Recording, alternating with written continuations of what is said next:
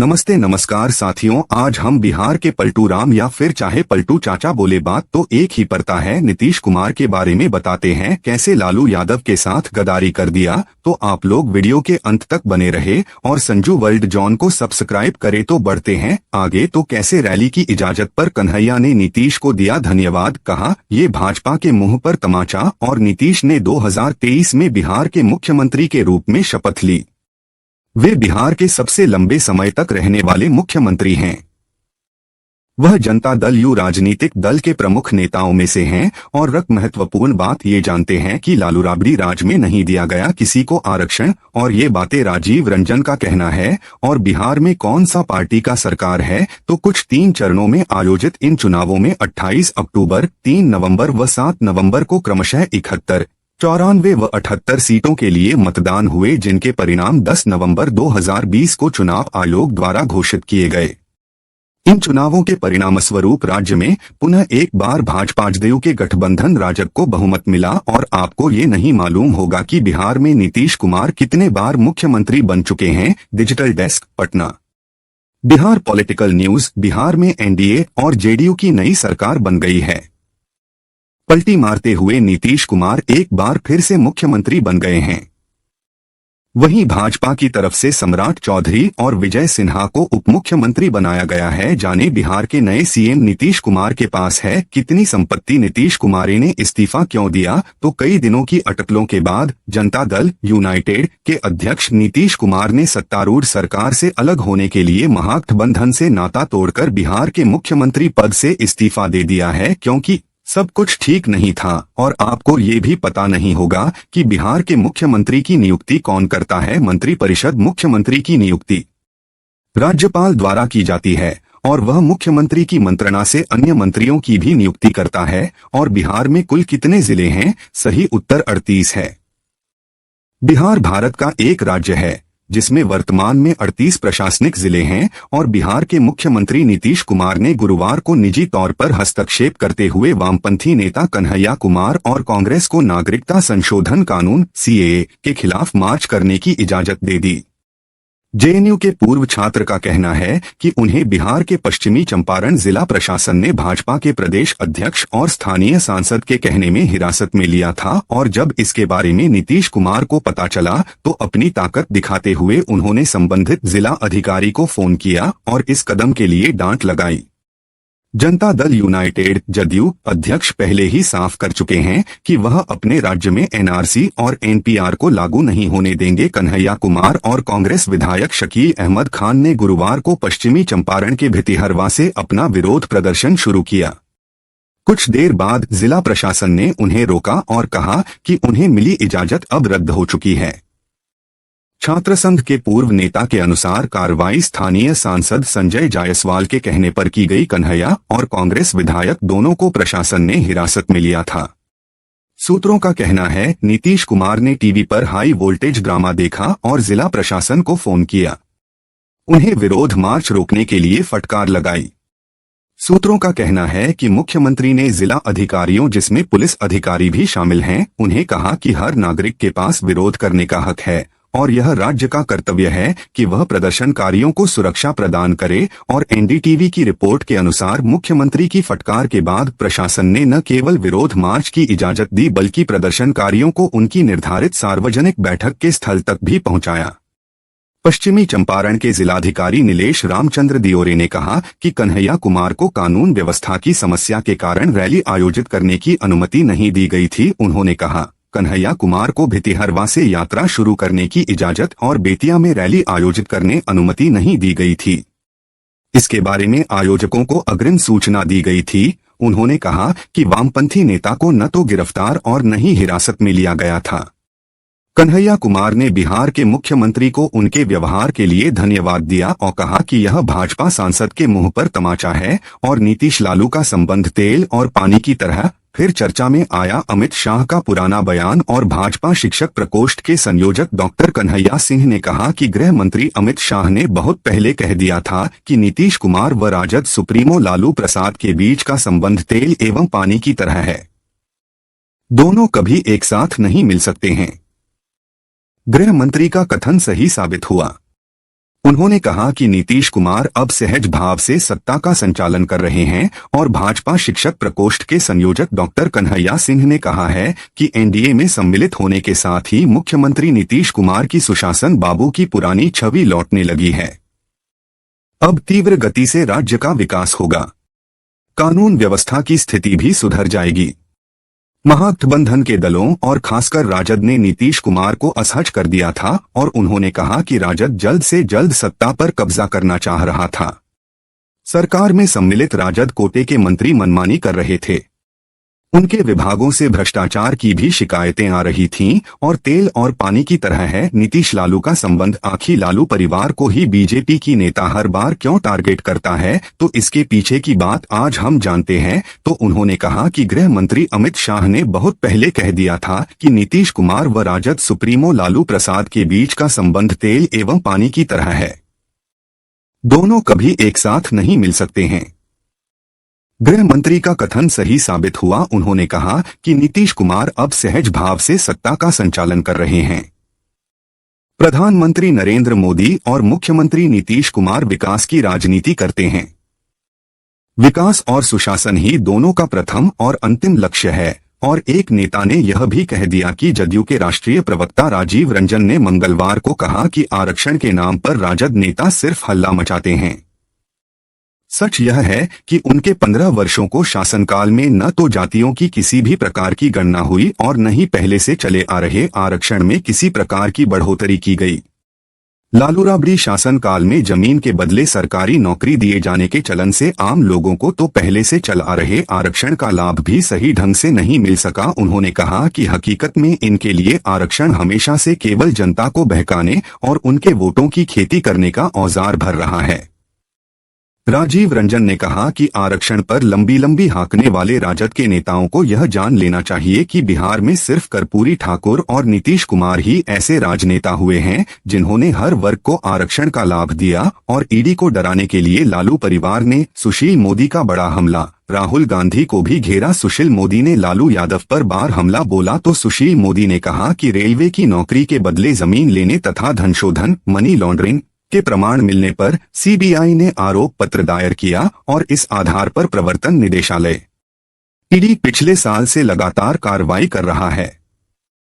पटना में लालू प्रसाद एवं तेजस्वी यादव से पूछताछ इसी प्रक्रिया की ताजा कड़ी है। राज्यसभा सदस्य सुशील मोदी ने कहा कि रेलवे की नौकरी के बदले लोगों की कीमती जमीन लिखवाने के मामले में राजद प्रमुख लालू यादव एवं तेजस्वी यादव द्वारा ईडी पर दबाव बनाने के लिए समर्थकों की भारी भीड़ जुटाना आपराधिक चरित्र का सूचक है।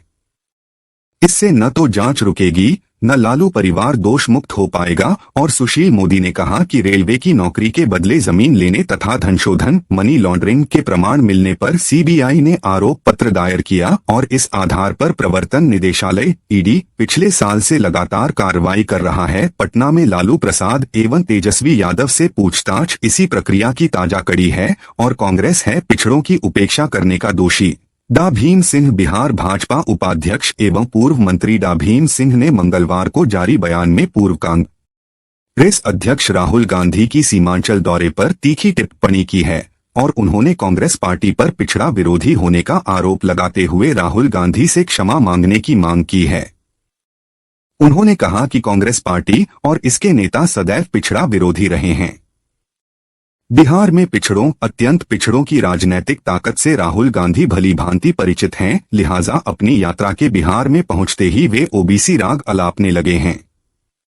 राहुल गांधी देश में जातीय जनगणना की मांग कर रहे हैं, पर उन्हें यह बताना चाहिए कि काका कालेलकर आयोग की रिपोर्ट को उनके परनाना ने क्यों रद्दी की टोकरी में फेंक दिया था और यह भी बताना चाहिए कि उनकी दादी और पापा ने मंडल आयोग को क्यों नहीं लागू किया। और पूर्व सांसद ब्रह्मानंद मंडल के निधन पर उप मुख्यमंत्री सम्राट चौधरी ने जताया दुख। उप मुख्यमंत्री एवं भाजपा के प्रदेश अध्यक्ष सम्राट चौधरी ने मुंगेर के पूर्व सांसद ब्रह्मानंद मंडल के निधन पर गहरा दुख जताया है, साथ ही शोक प्रकट किया है।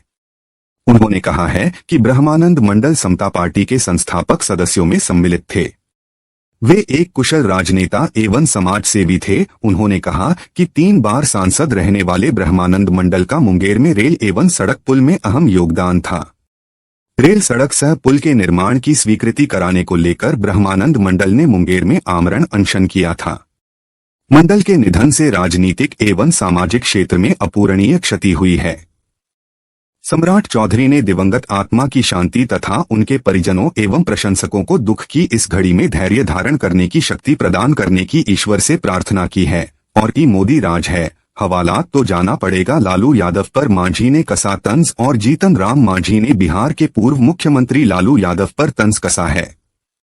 मांझी ने नौकरी के बदले जमीन मामले का जिक्र करते हुए लालू यादव पर कटाक्ष किया। मांझी ने लिखा कि मोदी राज में अगर जनता का पैसा खाएंगे तो हवालात जाना पड़ेगा। उन्होंने यह भी कहा कि आप जैसा करेंगे ठीक वैसा ही भरेंगे। और बिहार के पूर्व मुख्यमंत्री और हिंदुस्तानी आवाम मोर्चा के मुखिया जीतन राम मांझी ने एक बार फिर राजद सुप्रीमो लालू यादव पर निशाना साधा है। जमीन के बदले नौकरी मामले का जिक्र करते हुए मांझी ने लालू यादव पर तंज कसा। मांझी ने एक्स पर लिखा कि अगर जनता का पैसा खाएंगे तो हवालात की हवा भी खानी पड़ेगी। और दरअसल नौकरी के बदले जमीन मामले में ईडी ने लालू परिवार पर शिकंजा कसा है। बीते दिन राजद सुप्रीमो से करीब 10 घंटे तक पूछताछ की गई। बताया गया कि लालू यादव से ईडी ने 50 से ज्यादा सवाल किए। वहीं मंगलवार को ईडी ने तेजस्वी यादव को टारगेट पर लिया और पूछताछ के लिए दफ्तर बुलाया। और लालू यादव के ऊपर जीतन राम मांझी ने ये टिप्पणी किया है कि जस करनी तस भोग, जज से सुन सबकी घबराहट हो रही है। और इसी मामले का जिक्र करते हुए जीतन राम मांझी ने सोशल मीडिया प्लेटफॉर्म एक्स पर देसी अंदाज में लिखा, का जी का चाहते हैं आप, नौकरी देकर जमीन लिखवा लीजिए कुछ ना हो, सेना की जमीन बेच दीजिए कुछ ना हो, सैकड़ों करोड़ रुपया घर में रखिए कुछ ना हो। भाई ऐसा है, एक मोदी राज है, जनता का पैसा खाइएगा तो हवालात का हवा भी खाना पड़ेगा। जस करनी तस भोग। और लालू यादव से 10 घंटे पूछताछ। जमीन के बदले नौकरी मामले में प्रवर्तन निदेशालय ईडी ने राजद प्रमुख लालू प्रसाद से 10 घंटे से अधिक पूछताछ की। सुबह से शुरू हुआ सवालों का सिलसिला देर रात तक जारी रहा। इस दौरान लालू प्रसाद की पुत्री और राज्यसभा सदस्य मीसा भारती ईडी कार्यालय के बाहर इंतजार करती रही। उनके साथ राजद के तमाम वरिष्ठ नेता और समर्थक भी डटे रहे। शाम ढलने के बाद राजद समर्थकों की बढ़ती भीड़ को देखते हुए सुरक्षा में सीआरपीएफ को तैनात करना पड़ा। और सुशील मोदी के टारगेट पर तेजस्वी यादव सरकार बदलते ही पूछ लिए तीखे सवाल। के पाठक का भी लिया नाम। और सुशील मोदी ने कहा कि राज्य सरकार की नियुक्तियां मुख्यमंत्री के नीतिगत निर्णय और उनकी सम्मति से हुई, जबकि राजद केवल शेखी बघारने में लगा है। उन्होंने कहा कि तेजस्वी यादव बताएं कि महागठबंधन सरकार कैबिनेट की पहली बैठक में 10 लाख लोगों को सरकारी नौकरी देने का वादा 17 महीनों में पूरा क्यों नहीं कर सकी। और राज्यसभा सदस्य सुशील मोदी ने कहा कि पिछली सरकार में जिस पार्टी के शिक्षा मंत्री विभागीय अपर मुख्य सचिव से लड़ते रहे, उसके नेता तेजस्वी यादव सत्ता से बाहर होने पर 1.22 लाख शिक्षकों को नौकरी देने का श्रेय लेने की कोशिश कैसे कर रहे हैं। और राज्यसभा सदस्य सुशील मोदी ने कहा कि पिछली सरकार में जिस पार्टी के शिक्षा मंत्री विभागीय अपर मुख्य सचिव से लड़ते रहे, उसके नेता तेजस्वी यादव सत्ता से बाहर होने पर 1.22 लाख शिक्षकों को नौकरी देने का श्रेय लेने की कोशिश कैसे कर रहे हैं। और किशनगंज की जनता ने राहुल गांधी की न्याय यात्रा को नकारा। जदयू प्रदेश अध्यक्ष उमेश सिंह कुशवाहा ने सोमवार को कहा कि किशनगंज की जनता ने राहुल गांधी की न्याय यात्रा को नकार दिया है। भ्रष्टाचार में डूबे गांधी परिवार की चाटुकारिता करने वाले मौसमी नेता हमें राजनीतिक सिद्धांत की दुहाई न दें। नीतीश कुमार भ्रष्टाचार का एक भी आरोप नहीं। जदयू प्रदेश अध्यक्ष ने कहा कि कांग्रेस पार्टी ने राहुल गांधी की रैली को लेकर पुरजोर तैयारी की थी, पर इसके बाद भी उनकी जनसभा में हजारों लोग भी उपस्थित नहीं हुए। इससे पता चलता है कि आम जनता में कांग्रेस को लेकर कितना आक्रोश व अविश्वास का भाव है। जदयू प्रदेश अध्यक्ष ने कहा कि कांग्रेस अपने अहंकार के कारण जमीन से पूरी तरह कट चुकी है। कांग्रेस द्वारा बिहार में राजनीतिक जमीन तलाशने की कोशिश कभी सफल नहीं हो सकती। आज INDIA गठबंधन पूरी तरह से बिखर गया है। इसके लिए कांग्रेस उत्तरदायी है और नीतीश कुमार को बड़ा झटका।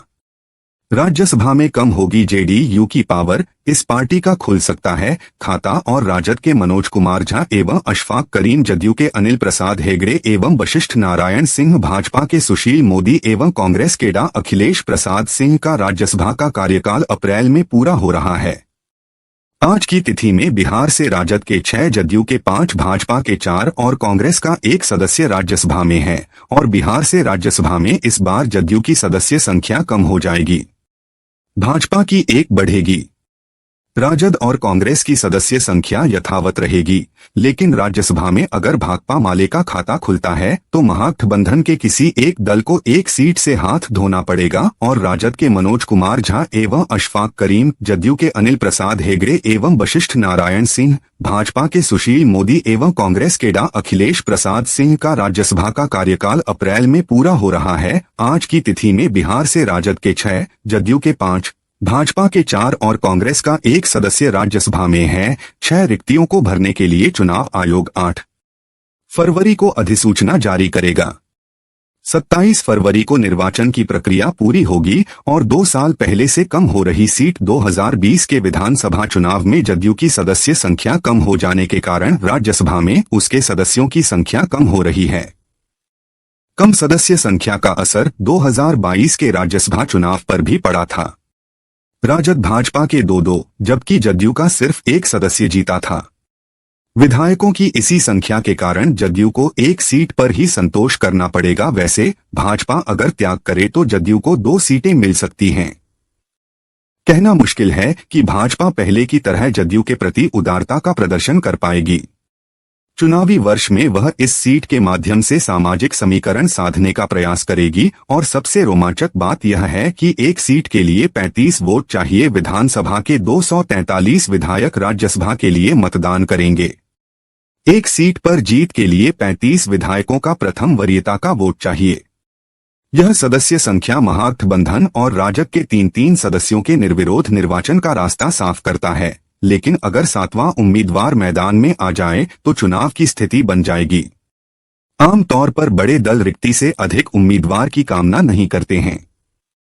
यह कि 19 विधायकों की संख्या के आधार पर कांग्रेस को राज्यसभा और विधान परिषद में जगह दी जा सकती है, तो 16 विधायक वाले वाम दलों को क्यों नहीं राज्यसभा में 1 सीट मिले। वाम दलों की ओर से विधान परिषद में भी कांग्रेस नेता जयराम रमेश ने टीएमसी पर भारत जोड़ो न्याय यात्रा का पोस्टर फाड़ने का आरोप लगाया है। स्वागत किया। आगे मुर्शिदाबाद और मालदा में इसी तरह के स्वागत की उम्मीद है। उन्होंने असम के मुख्यमंत्री पर निशाना साधते हुए कहा कि भारत जोड़ो न्याय यात्रा को असम के मुख्यमंत्री से खूब प्रचार मिला। उन्होंने प्रधानमंत्री नरेंद्र मोदी पर